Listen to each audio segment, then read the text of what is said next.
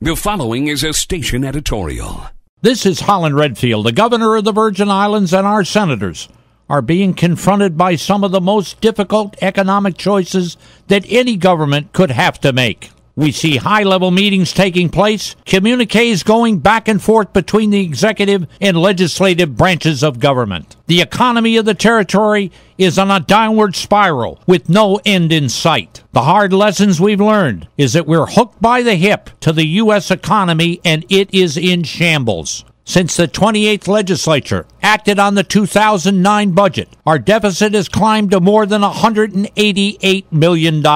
Simply put, we're spending $188 million per year more than the government is taking in. Not a pretty picture. To give clarity to the options that the governor has to deal with in this crisis, we are going to paraphrase the governor's remarks from his January 26th State of the Territory address. His first point is that there could be reductions in funding from some programs, and in some cases, complete elimination of others. The governor was quoted as saying, "I recognize the pain that this will cause, but the reality of the situation is that our revenue growth has ceased and there is no indication the financial changes that we face will lessen in the next 18 to 22 months. The governor went on to say that there is nothing off the table and added that the circumstances will determine how far we must go, but recognizing that none of these options will be easy, be it holidays without pay, consolidating smaller schools, laying off workers, or shortening the work hours. This we may be forced to do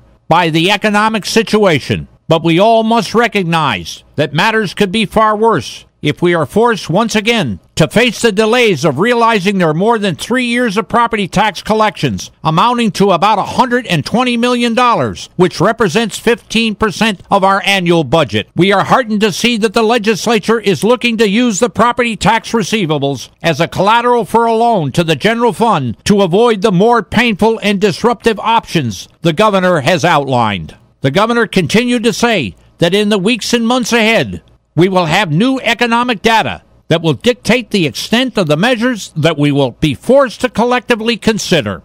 The choices will not be easy. Indeed, many will be painful. Our challenge will be to assure that the choices we make bring us out of this recession, poised for growth and to compete. What we must avoid is what we have done too many times in the past, which is to fail to live up to our responsibilities and to pass our problems on to future generations. Whatever decision the chief executive arrives at with the legislature, it is essential that the pain be applied evenly. This has to be sellable to the public and equitable to all. It is essential that our elected leaders establish the moral high ground. Both the executive and legislative branches of government are in uncharted waters. But we are confident that they will make the right choices. We are a tough and resilient people. Please email your comments to our editorial department. Our email address is editorial@viradio.com. Please include your name and other contact information.